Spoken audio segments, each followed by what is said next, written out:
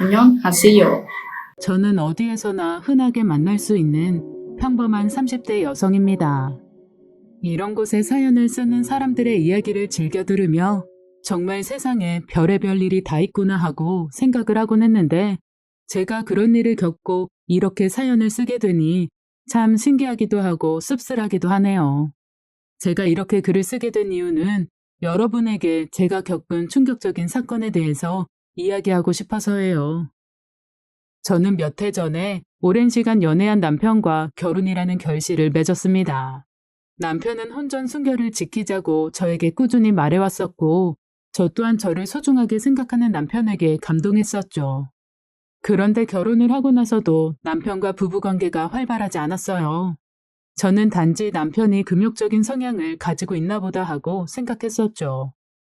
남편은 매우 다정했고 저를 정신적으로 충만하게 만들어줬기 때문에 부부 관계에 있어서 크게 불만은 없는 상태였습니다. 그러다 아주 우연한 계기로 남편이 바람을 피우는 걸 알게 됐어요. 그리고 그 바람이 잠깐의 실수가 아닌 저와 결혼하기 전부터 이어져 온 바람이라는 것도 알게 됐죠. 시간이 어느 정도 지나 이 이야기를 꽤 담담하게 꺼낼 수 있게 되었는데, 그 당시에는 이 이야기를 하면 눈물부터 나고 입이 잘 떨어지지 않기도 했었습니다. 간통죄가 폐지되었으니 남편과 내연녀를 고소할 수는 없었어요. 하지만 민사소송은 가능한 상태였기에 내연녀와 남편에게 소송을 할까 고민하기도 했습니다. 그런데 저는 매일같이 이어지는 남편과의 싸움에 지칠 대로 지쳐 있었어요. 거기에 더해 내연녀는 SNS로 저를 비웃는 글을 수없이 올리더군요. 안 보면 그만이지 않느냐고 말하시는 분들도 있지만, 어느새 정신 차리고 보면 내연녀 SNS를 염탐하다가 울고불고 화내는 저를 발견할 수 있었어요. 그러다 제가 민사소송에 대해 엄마와 전화로 이야기하는 것을 듣고 남편이 전에 없던 불쌍한 표정을 하고는 무릎을 꿇고 빌더라고요. 여보, 미안해. 진짜 미안해. 내가 이렇게 빌게. 이혼도 해줄게. 소송은 제발, 어? 자기도 우리 엄마 성격 알잖아. 우리 엄마가 나 바람핀 거 알면 다 끝이야. 엄마가 나 주기로 했던 상가도 그렇고 다 날아가는 거야. 알지? 이혼하면 나 자기한테 그 상가 팔아서라도 위자료 챙겨줄게. 소송하면 자기도 피곤할 거야. 어? 지금 생각해보면 터무니없는 이야기인데도 불구하고 더 이상 이 남자와 사는 것도 너무 싫고 빨리 그 상황에서 벗어나고 싶은 마음에 남편과 합의 이혼을 하는 것으로 도장을 찍었습니다. 그리고 재산의 분할과 매달 일정 금액의 돈을 위자료 형식으로 최대 금액으로 설정해서 지급한다는 각서를 작성했어요. 지금 생각하면 제가 참 바보같이 처신했다는 생각이 듭니다. 그렇게 전 남편과 협의 이혼을 끝내고 난 후에 참 묘한 기분이 들더라고요. 어느 순간 울컥 화가 나서 자다가도 벌떡 일어나기도 했고, 어떨 때는 기분이 너무 좋아서 활짝 웃으며 정처 없이 밖을 걷는 일도 있었어요. 정신적으로 무언가 잘못됐다는 느낌이 들어서 정신과를 찾아가기도 했으니까요. 정신과 선생님 말씀으로는 제가 전 남편의 외도와 이혼으로 인해서 감당할 수 없는 스트레스를 넘어선 것으로 보인다고 하시더군요. 그러면서 제게 권했던 것이 결혼하면서 그만뒀던 직장을 다시 구해보라는 거였어요. 저는 결혼 전에는 그래도 어디에 내놔도 꿀리지 않는 중견기업에서 근무했었습니다. 결혼과 함께 경력 단절 여성이 되었지만 그래도 자격증도 있고 실무를 해봤던 경력이 있으니 새로운 일을 구하는 것은 그리 어렵지 않으리라 생각했어요. 무엇보다 다시 일을 시작한다는 것만으로도 굉장히 기분이 좋아졌습니다. 이혼을 한 후에 아직 재산 분할이 이루어지지 않은 상태라 저는 전세 가격이 저렴한 1층 집으로 이사를 가게 됐습니다. 아무래도 골목길에 으슥한 곳에 자리한 집이었기 때문에 여러모로 안전에 대해 걱정이 되긴 했지만 손에 쥔 돈으로 구할 수 있는 집이 많지 않았어요.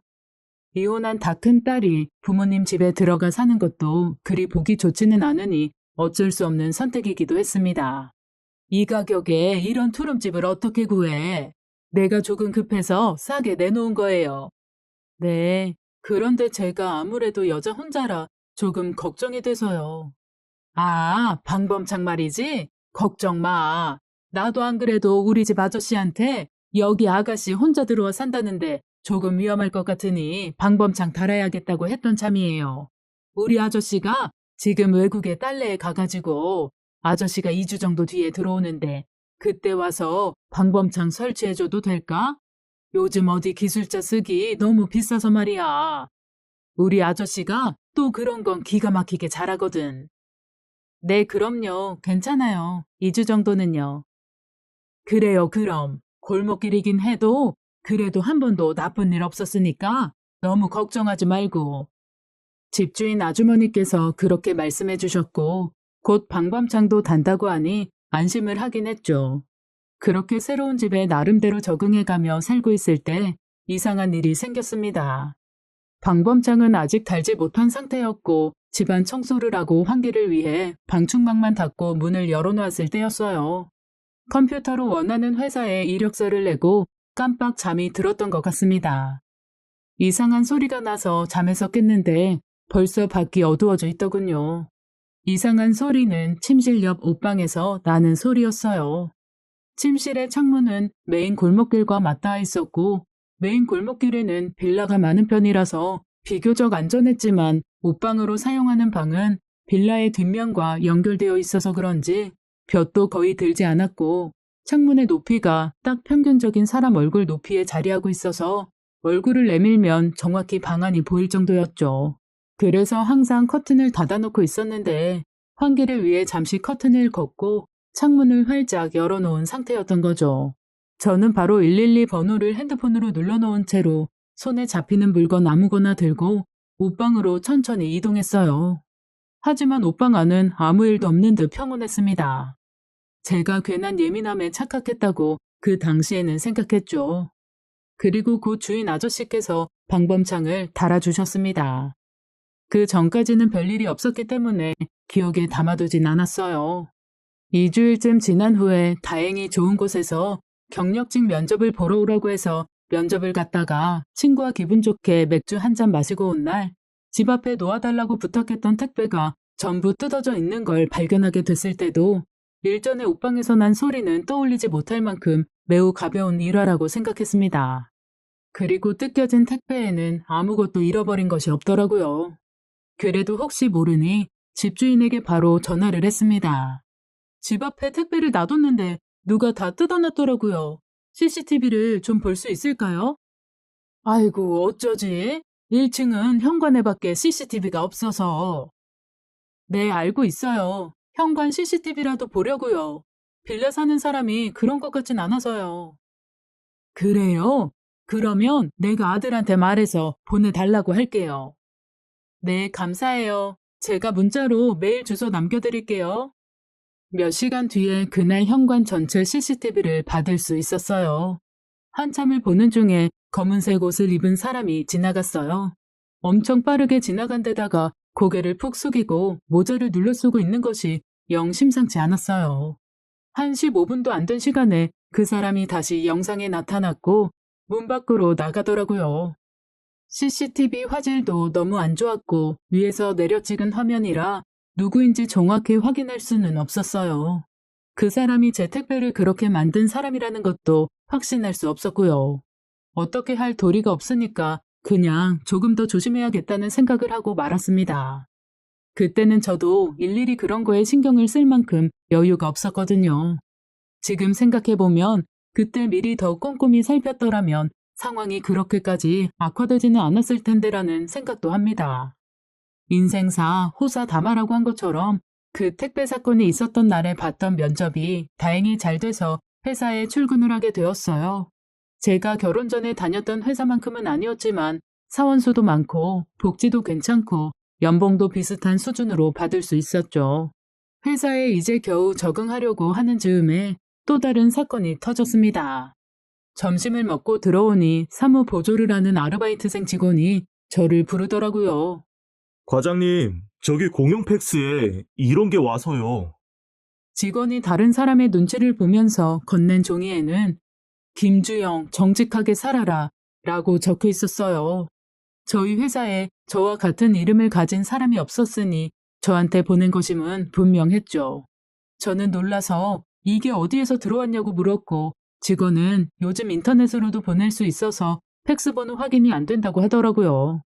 갑자기 머릿속에서 택배 사건이 스쳤어요. 동일 인물일 리는 없다고 한편으로는 생각했지만 살면서 한 번도 일어나기 어려운 일이 갑자기 몇 달 사이에 저한테 2차례나 일어나다니요. 가끔 누군가 쫓아오는 것처럼 느껴져서 집에 달려 들어갈 때도 최근 매우 잦아졌습니다. 한두 번이어야 예민한 내 탓을 하겠지만 여러 번 그런 기분을 느꼈다면 분명 뭐가 잘못됐다고 생각했어요. 거기에 뜯겨져서 엉망이 된 택배라던가 갑자기 회사로 온 협박 메시지까지 이런 짓을 할 사람이라곤 전 남편밖에 없다고 생각했습니다. 단순히 전 남편이라서가 아니라 전 남편을 의심할 만한 사건이 이 협박 팩스 이전에 있었기 때문인데요. 이혼을 하고 나서 3달 정도는 남편이 주기로 했던 돈이 꼬박꼬박 입금이 됐습니다. 그런데 그 이후로 입금이 되지 않아 몇 번 전화를 하고 문자를 보냈는데도 연락을 무시하거나 전화기를 꺼놓았더군요. 화가 나서 친구 전화로 남편에게 전화를 거니 멍청한 건지 순진한 건지 전화벨 소리가 몇 번 울리기 전에 냉큼 받더군요. 왜 내 전화 피해? 장난쳐? 아, 각서를 썼으면 지켜야 될 거 아니야. 아니, 그게, 내가 바람 피워서 헤어졌냐? 네가 바람 펴놓고는 돈도 주기 싫으니? 손이 발이 되게 싹싹 빌길래 불쌍하다 싶어서 소송까지는 안 갔는데 소송 갈까? 네가 각서 안 지키는데 나라고 지킬 필요 있니? 네가 각서 안 지키면 각서 무효되는 거고 나도 민사소송 걸 거야.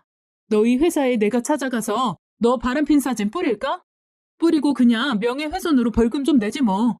돈 당장 보내. 나는 그 더럽고 치사한 돈 꼭 받아야겠으니까.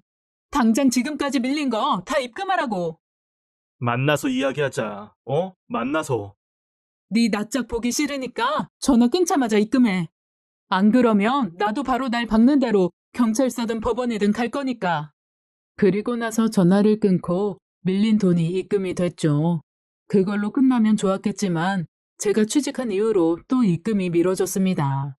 몇 번 문자로 화를 내고 전화를 해봤지만 또 피하기만 하는 전 남편 탓에 화가 머리끝까지 났죠. 화가 나서 SNS에 남편을 돌려서 욕하는 글을 올리기도 했어요. 직접 찾아갈까도 싶었지만 회사에 적응하느라 차일피일 미뤘거든요. 그런데 결국은 이 사달이 난 겁니다. 전 남편은 결혼할 때부터 찌질하기가 이루 말할 데가 없는 남자였어요. 매일 엄마 입에 달고 사는 마마보이에 능력이라곤 쥐뿔도 없으면서 아이 낳아서 키우려면 엄마의 손길이 필요하다면서 귀엽고 시어머니와 합세해서 회사를 그만두게 하기까지 했죠. 저도 아이를 낳으면 전적으로 육아에 전념하고 싶었긴 했지만 그 두 사람의 강요 아닌 강요도 영향을 끼치긴 했거든요. 안녕하세요. 넓은 마음으로 용서 아닌 용서를 해줬는데도 이런 식으로 저를 협박하다니 믿을 수가 없었습니다. 회사나 집이야 워낙 오래 사귄 사이다 보니 겹치는 친구도 있어서 알게 됐을 수도 있다고는 생각해요. 그리고 전 남편이 뭐 하나에 꽂히면 심각하게 집착하고 어떻게든 알아내려고 하는 성향도 있었거든요. 어떻게 대처를 해야 할까 고민하느라 며칠이 지났어요. 연말 정산 탓에 일이 엄청 바쁘기도 했었고 협박 메시지가 또 온 건 아니라서 순간순간 까먹고 평범하게 생활은 한 것도 있어요. 주말 동안 별 생각 없이 맘 편히 지내다가 월요일에 출근한 회사의 분위기가 심상치 않더군요. 제가 회사에 들어가자마자 직원들의 시선이 일제히 저한테 쏠렸어요. 무언가 잘못됐다는 걸 느낄 수 있었죠. 무슨 일이에요? 김 과장님, 어떻게 해요?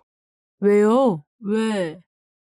그게, 저와 비슷하게 출근한 사람들은 다 무슨 일인가 싶어 목을 길게 빼고 있었죠. 저에 대한 무슨 일이 일어났다는 걸 느낌으로 알 수 있었어요. 회사에서 일어난 일이라고 하면 그냥 빨리 처리해서 어떻게든 커버할 수 있겠지만 회사 분위기로 보건대 저의 개인적인 문제로 인한 일인 걸 알 수 있었습니다. 그때 회의실에서 차장님이 나오셨고 차장님은 절 보더니 급하게 저를 회의실로 끌어당기셨어요. 회의실에 들어가니 대표님, 이사님, 차장님 등 임원진들만 모여 있더라고요. 손에서 땀이 나기 시작했고 숨이 턱턱 막혀왔어요. 지금도 그 순간을 생각하면 머리가 쭈뼛거리면서 섭니다. 김 과장님, 이게 무슨 일이에요? 아유, 어떡해. 아니, 무슨, 뭐 때문에 그러시는지 우선 앉아요. 제가 앉자마자 제 눈앞에 종이가 하나 내밀어졌습니다. 그 종이 안에는 대표님과 제가 다정하게 허리를 감싸 안고 길을 걷는 사진이 인쇄되어 있었습니다. 이게 말이 되는 일인가요? 어이가 없어서 웃음이 나더군요. 이게 무슨... 이게 오늘 아침에 회사 팩스로 왔어요. 마침 일찍 와서 이걸 받고. 대표님, 이건 말도 안 되는... 그래요. 찌라시지. 김 과장님이 우리 회사에 들어온 게 얼마 안 됐는데 이 사진의 사람들 옷은 여름 옷이고요. 그리고 내 얼굴 사진은 회사에서 보도자료로 쓰는 거고 말이죠. 자세히 보니 합성티가 조금 나는 것처럼 보이기도 했어요. 팩스 인쇄 품질이 별로 좋지 않다 보니 얼핏 보면 진짜처럼 보이지만 곳곳을 따져보면 이상하게 느껴지는 것이 많긴 했죠. 대표님도 저렇게 말씀해 주시니 살짝 안심이 되긴 했어요. 누군가 저를 노리고 이걸 보낸 것 같지는 않아요. 우선 너무 죄송합니다. 저도 너무 당황스러워서. 그런데 누가 그런지 알 것 같아서 제가 잘 처신하도록 하겠습니다. 그래요. 뭐 더 묻지는 않을게요. 죄송합니다. 김 과장이 죄송할 게 뭐 있나요? 됐어요. 이 이야기는 이걸로 끝내죠. 대표님과 이사님이 회의실을 나가고 차장님과 저만 회의실에 남았어요.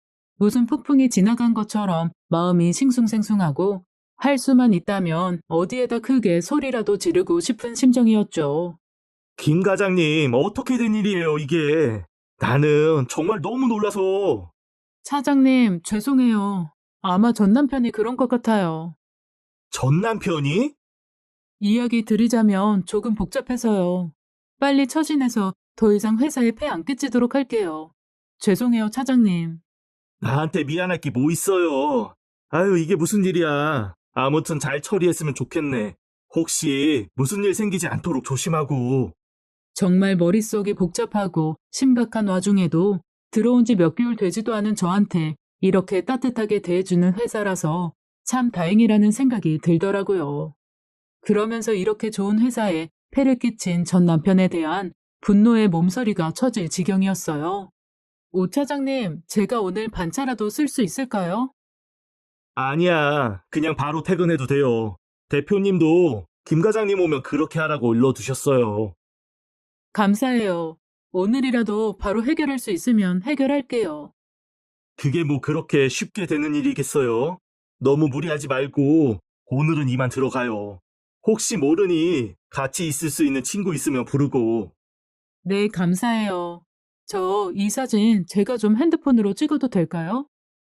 회의실에 나오자 다시 회사 직원들의 시선이 나라와 바뀌었습니다. 그 무거운 분위기를 뒤로하고 밖으로 나오면서 전 남편에게 전화를 걸었죠. 역시나 안 받더군요. 그렇다면 전 남편이 다니는 회사로 찾아가는 수밖에 없었어요. 수틀리면 전 남편의 회사에 바람과 협박 등 모든 걸 다 폭로하겠다는 마음도 있었고요. 당신 뭐야? 여긴 왜 왔어? 너 미쳤구나? 뭐? 갑자기 와서 왜 소리를 지르고 그래? 갑자기? 내가 지금 갑자기 온 것 같냐? 그럼 일하는 전 남편 회사 와서 불러낸 게 갑자기지. 갑자기가 아니면 또 뭔데? 어디서 시치미를 떼? 제가 핸드폰으로 아까 찍은 합성 사진을 보여주자 전 남편의 얼굴이 불그락 푸르락 해지더군요. 뻔할 뻔짝 범인은 전 남편일 테죠. 너 나랑 헤어진 지 얼마나 됐다고 남자를 만들었냐? 뭐? 너 이러고 싶어서 이혼한 거지? 빨리 나 버리고 다른 남자 만나려고. 지금 이거 보여주려고 나한테 왔냐? 미친 건 내가 아니라 너 아냐? 이게 무슨 황당한 소리인가요? 전 남편은 길길이 날뛰면서 소리를 질러댔죠. 아니 그보다 누가 누굴 버렸다는 건가요? 결혼 전부터 내 연녀랑 바람 피우던 게 누군데 저한테 지금 이혼의 책임을 씌우고 협박한 것까지 모르는 척 하다니요. 무슨 개소리야? 이거 네가 합성해서 우리 회사로 보냈잖아. 뭐? 뭘 합성해서 뭘 어디로 보내? 네가 우리 대표님 사진이랑 내 사진 합성해서 우리 회사 팩스로 보냈잖아. 너 때문에 지금 내가 어떤 상황인 줄이나 알아? 무슨 말도 안 되는 소리를 해. 내가 이걸 왜 보내? 끝까지 발뺌하겠다는 거지? 그래, 그렇게 해. 내가 어떻게 나오나 두고 봐. 여전히 소리소리를 지르는 전남편을 놔두고 집으로 돌아왔습니다. 그때 집주인 아주머니에게 받았던 CCTV를 한 번 더 돌려보려고 했죠. 집에 다 도착해서 문득 제 옷방 창문 쪽으로 난 골목길이 보였어요. 그러다 불현듯 처음 이사 왔을 때 났던 이상한 소리가 생각나더라고요. 그쪽에는 유독 쓰레기를 불법으로 버리는 사람이 많아서 집주인 아들이 몰래 CCTV를 설치해놨다고 했던 게 생각났어요. 저는 바로 집주인 아주머니께 전화를 해서 혹시 그날에 CCTV가 있냐고 여쭤봤습니다. 2주마다 정리를 해서 없을 수도 있는데 아들이 불법 쓰레기 발견한 날 거는 전부 보관을 한다고 해서 찾아본 후에 다시 연락을 주신다고 하더군요. 그리고 바로 그날 오후에 아주머니께 전화가 왔습니다. 아니 아가씨, 이게 무슨 일이야? 마침 저장을 해놓은 날짜라서 돌려봤는데 글쎄 어떤 사람이 창문으로 아가씨네 집에 들어가더라고. 지금 아들이랑 가고 있으니까 집에서 봐요. 집주인 아주머니 말씀에 심장이 쿵쿵거리면서 뛰더군요. 가만히 앉아있을 수도 없어서 이곳저곳을 돌아다녔어요. 얼마 지나지 않아 집주인 아주머니랑 아들이 집에 왔고 녹화된 CCTV 동영상을 함께 돌려봤어요. 제가 영상을 다 본 게 아니라서 놓쳤나 봐요. 저녁 시간에 쓰레기 버린 사람이 있어서 우선 그 시간대 앞뒤로 2시간씩 복사해 놨거든요. 근데 저녁 시간 전에 찍혔던데요. 나 얘기 듣고 얼마나 놀랐는지 몰라. 어떻게 정말. 여기 나온다. 이 사람이지? 누구야? 아는 사람이야? 전 남편이 나올 거라고 생각한 영상 안에는 제가 상상하지도 못했던 사람이 나타났습니다. 숨겨놓은 카메라 탓인지 현관 CCTV와는 다르게 얼굴을 그대로 내놓고 있더군요. 미리 준비해왔는지 박스 같은 걸 밟고 올라가서 방충망을 열고 집 안으로 들어가는 모습을 보는데 지금 제가 보고 있는 게 진실인지 믿겨지지가 않았어요. 어머, 웬일이야? 누구야 대체 이 사람? 나온다. 나오잖아. 금방 나오네. 이거 복사해서 저한테 보내주실 수 있으시죠? 네, 그때 그 메일로 바로 보내드릴게요. 아니 글쎄 누구냐니까? 그게 말을 하려고 하는데 제 옷방 창문 쪽 있는 데서 큰 소리가 나더라고요. 집주인 아주머니가 놀라서 채비를 하고 바깥으로 가시기에 따라 나갔죠. 어떤 낯선 남자분과 아주머니가 싸우고 계셨습니다. 저 아줌마, 그 아줌마 아니야? 아가씨, 맞지? 어머니. 뭐? 어머니? 저희 시어머니세요. 어머, 뭐? 이게 무슨 일이야? 가까이 다가가니 시어머니는 얼굴을 푹 숙이고 이상한 자세로 앉아있더라고요. 황당하고 어이가 없어서 뭐라고 말도 안 나왔네요. 뭘 하려고 했는지 모르겠지만 방범창 사이로 팔을 넣었다가 팔을 빼지도 못해 이러지도 저러지도 못하고 있는 것처럼 보였어요. 이분 아시는 분이에요? 이게 무슨...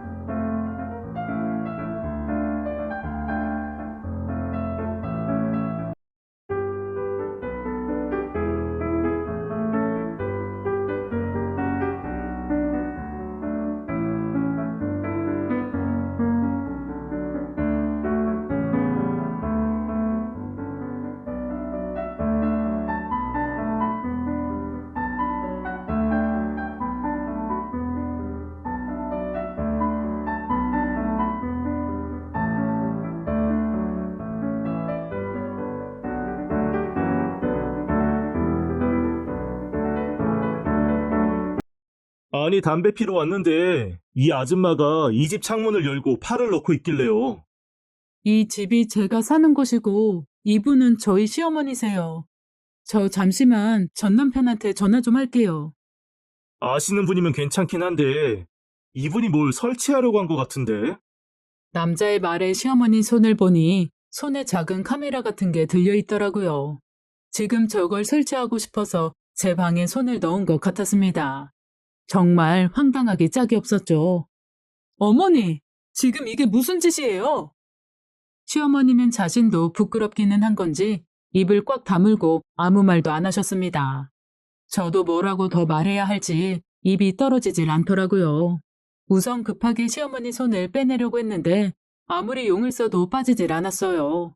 어찌나 아프다고 소리를 질러대시는지 다른 사람들도 돌아가면서 팔을 빼내려고 하다가 결국은 집주인 아주머니께서 소방서에 연락을 했습니다. 소방서에다 뭐라고 말씀하신 건지 경찰이 주거침입 신고를 받았다면서 같이 왔네요. 그 모습을 보고 시어머니가 제 머리를 세게 때리면서 경찰을 불렀냐면서 애미애비도 없다고 소리를 질러댔죠. 방범창을 결국 잘라내고 시어머니와 저는 경찰서로 가게 됐어요. 어머니, 그러니까 며느님 집에 들어가진 않으셨다는 거잖아요. 그렇다니까요. 들어오신 거 CCTV 증거도 다 있어요. 오늘은 안 그러셨다는 거잖아요. 오늘은 카메라 설치까지 하려고 했다니까요. 그러셨어요? 아니 얘가 생사람을 잡네. 나는 그냥 며느리가 잘 있나 보려고 들여다본 것 뿐이라니까요. 거짓말하지 마세요 어머니. 저희 회사에 이상한 사진 보내고 저희 집에 몰래 들어오신 적도 있으시잖아요. 내가 왜 그런 짓을 하니?